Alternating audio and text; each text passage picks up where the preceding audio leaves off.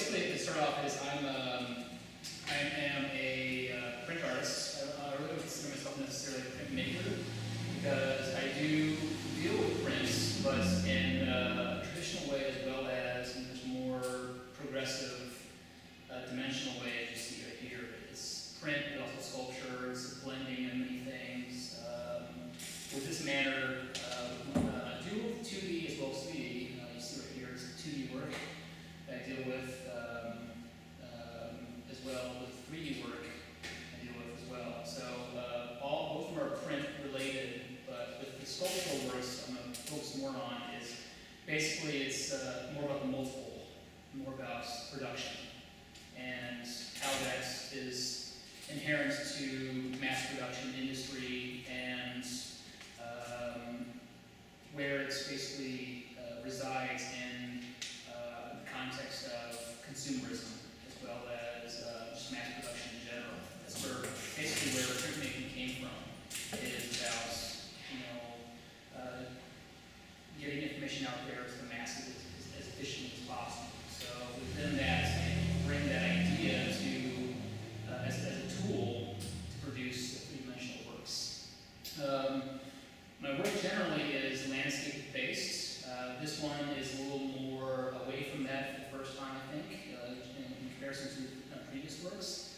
I've always been interested in works by the grand thinkers, the grand painters like Berth and Brand, artists like that basically create these fictional landscapes, these landscapes that are not real, they are fictitious, similar to garden paintings and all these things.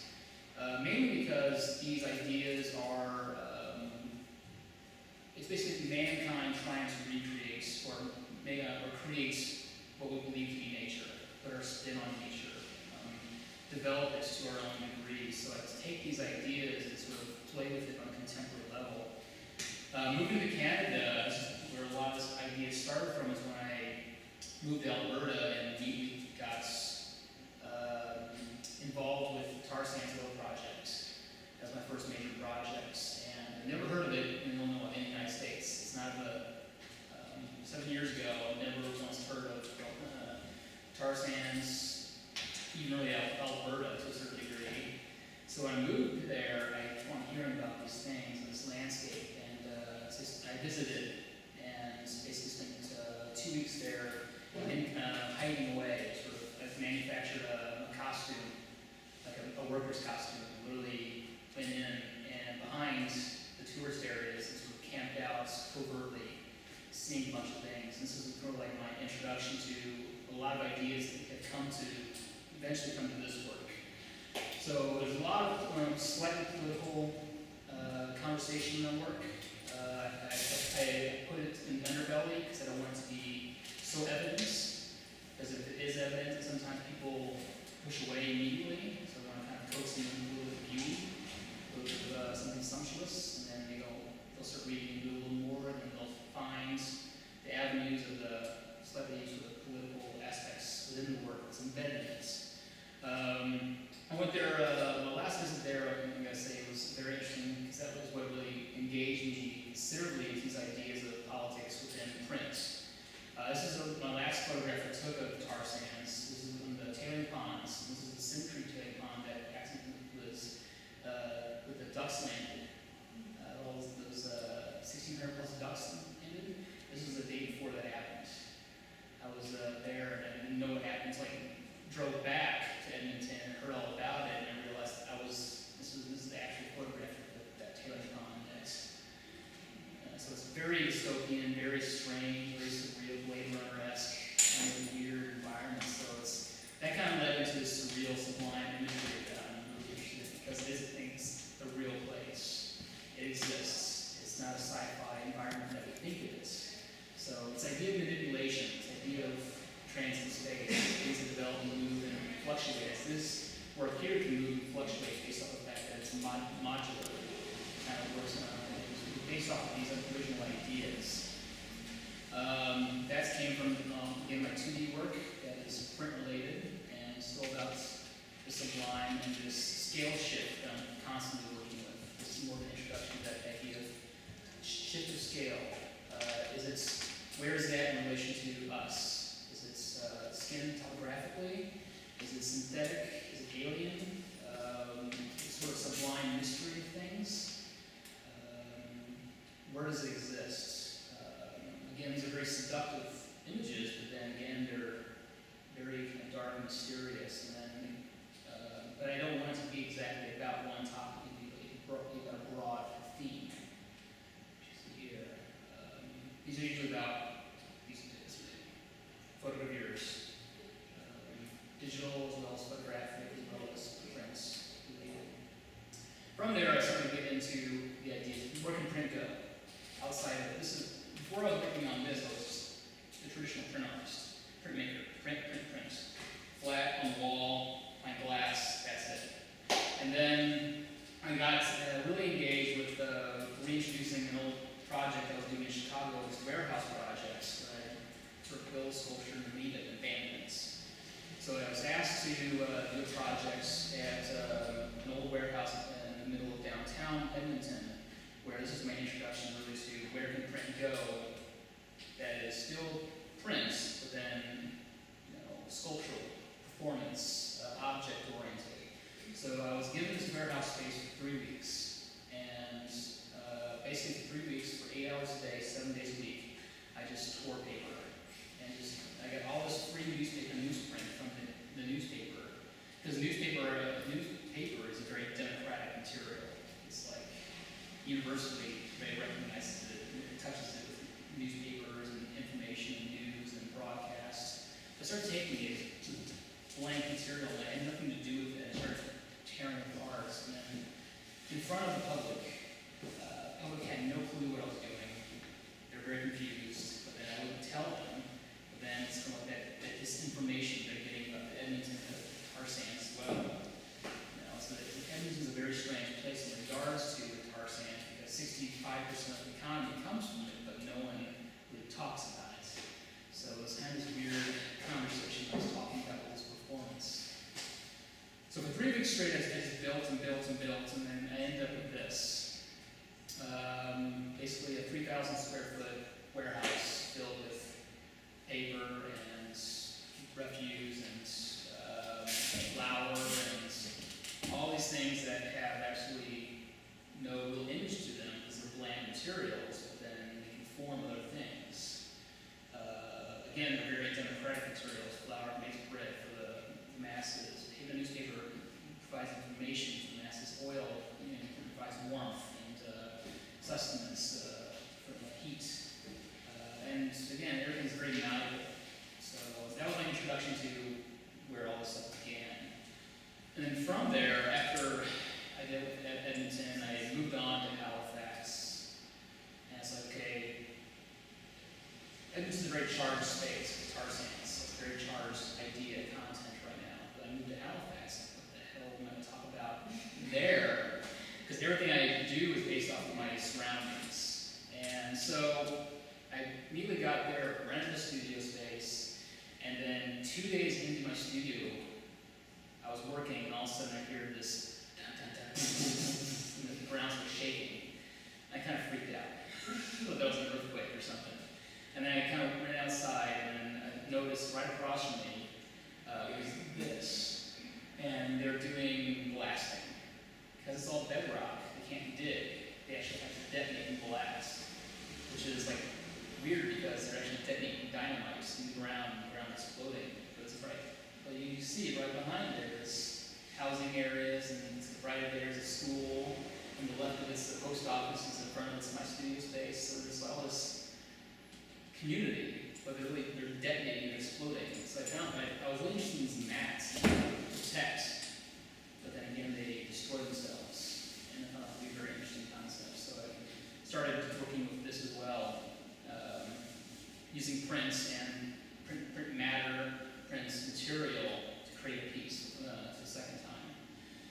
And this was basically what led to me this project here called The World is Flat. And this project was a year-long project where I just literally collected all the material, all the refuse, all the garbage that was paper-based from the NASCAD, Nova Scotia College of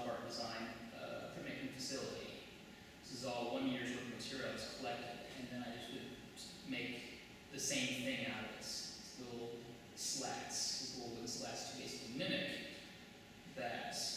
And what was great was because I shrunk it down to a size that was more containable for a body, understandable for that, it became much more human, it became a little more graphic, a little strange, surreal again. Scale shift is strange. Depending on where you're at, and it's repositionable because there's 13 different mats. So the whole, like much like this, is modular. And that was like another sort of introduction to the modularity of multiple, and using these ideas that are inherent to print, and as well as sculpture, these shared ideas. So from there, I was just really playing with this idea of how can I talk about landscape without ever showing landscape? How can I talk about production of landscape, contemporary production of landscape, without really showing traditional landscape, but in a very object-based orientation? So these ideas are coming out of this piece.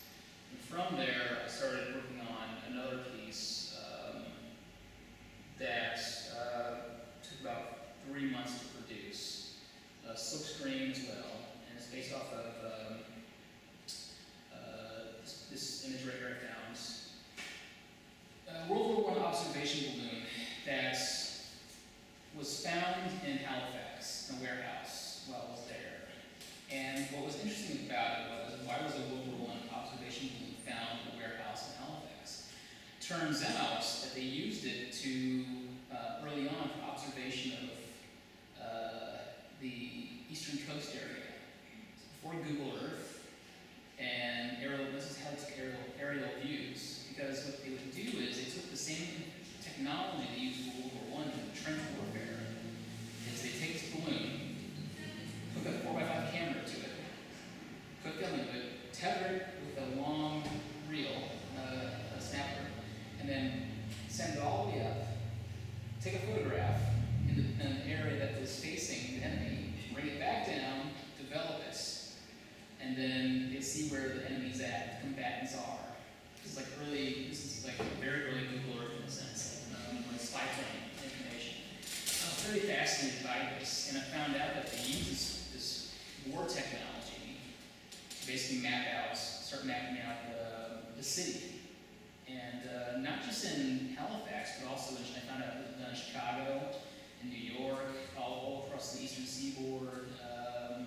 And it was the way, because they couldn't get low-flying planes out there, so it's the only way they could basically start zoning out landscape and sort of the cities. So that was a very interesting idea, and the object of a deflated balloon object is very interesting too. It's kind of skin-like, it kind of make different shapes, and the fact that they need multiples of them is very interesting too. There's hundreds of them. So I basically took that idea and then made a to-scale version of it, all on paper. This is a piece called Distance Arc.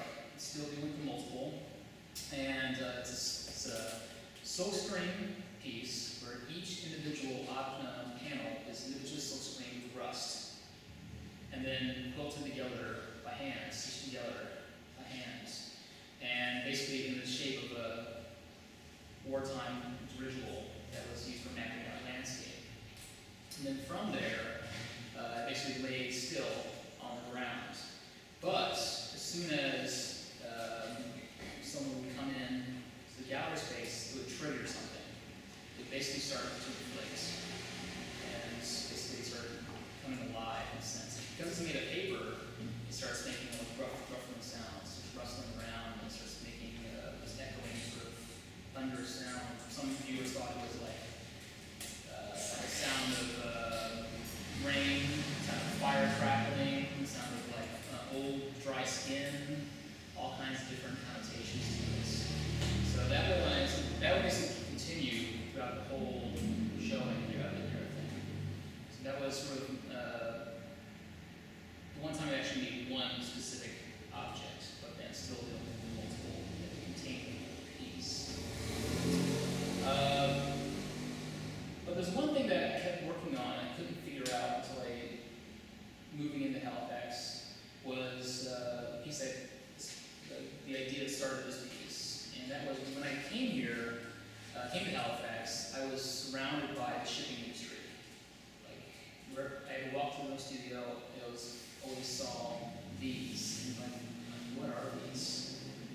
was very interesting. They're big, they're massive, they're dwarfing trees, they're like buildings, and they're basically shipping containers. I found them, and it always changed every single day. Like in the morning, it'd be one thing, but in the evening, it'd be a completely different thing.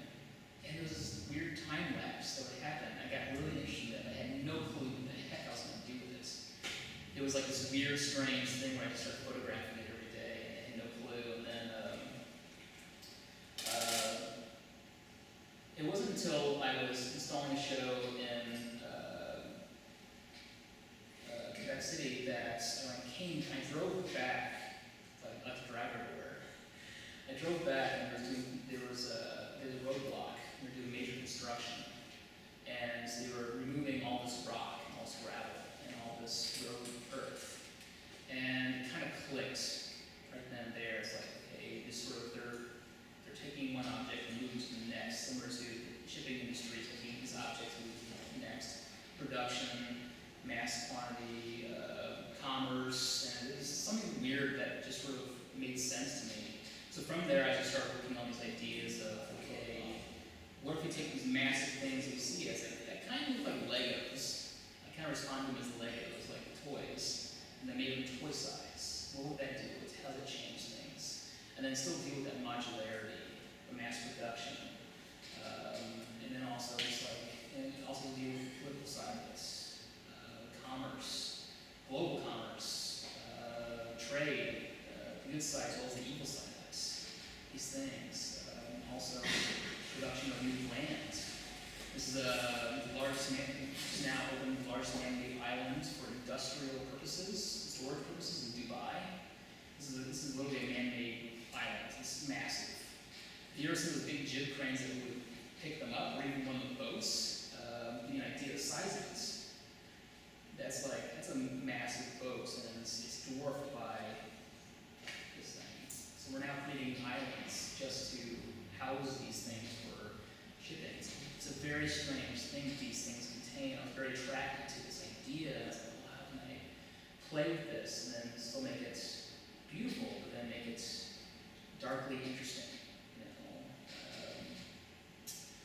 Because then there's this strange beauty to it, but then there's a sadistic side to it. It's like over-commerce, overpopulation, overproduction. Bangladesh, one of the biggest areas in the world. The previous one was Boston Harbor. So it's basically, this is kind of like what I would see, not to this scale, but what I see every day going to my studio and back.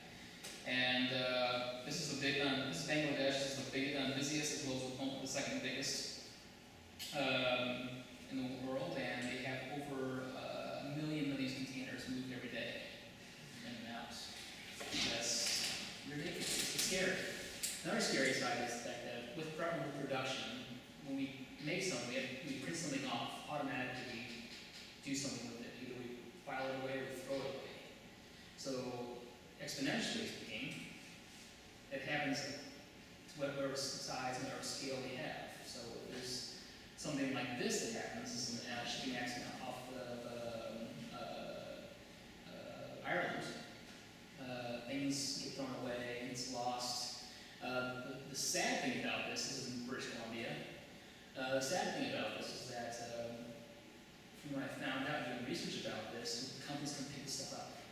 They come, this is a shipping container full of Nike's tennis shoes. Does the Nike brand come out and pick up all this stuff? It's like, no, they actually do this and just say it's lost goods and they write it off to make money off of it that way. It's a tax write-off. So that's a weird scenario too as well. Another thing that sort of brought my idea to this level was, unfortunately, the tsunami in Japan. When that happens, how destruction is laid out on a scale of this size automatically harkens back to the idea of the toy, the scale ships that I like to play with. It was, I remember watching it as it happened, and just sort of like, because part of my research is based off of landscape and human contact and information on landscape, I was watching the whole video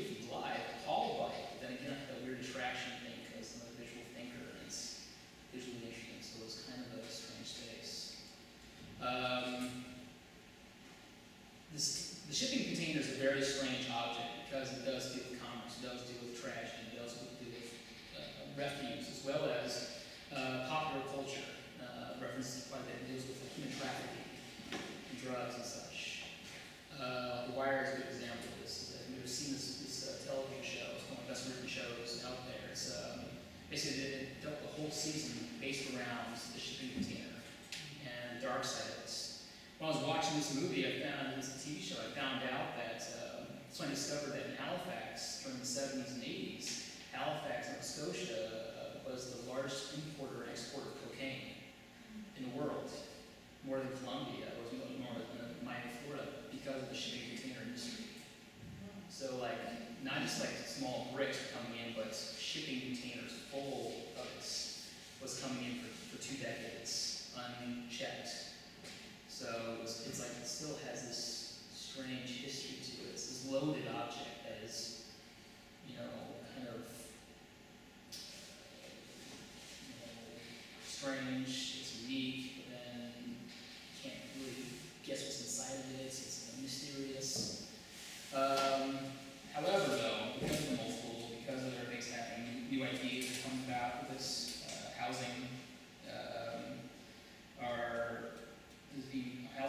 houses are being built, structures are being built.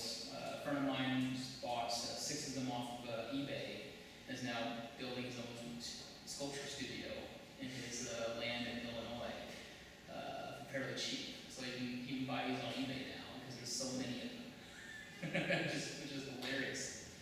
I just found out today, in regards to this, a friend of mine sent me this article about shipping containers and next generation prison system.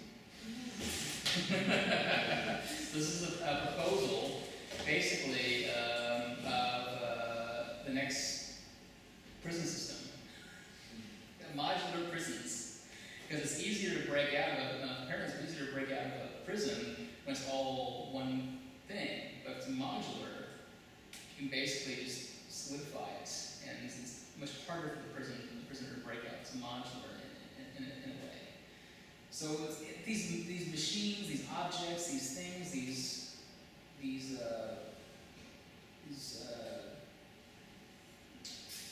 structures are just loaded with so much information that we kind of forget about, we don't see, they pass by. And I found a very interesting commentary about them throughout my years of research into landscape, man-made structure, man-made objects,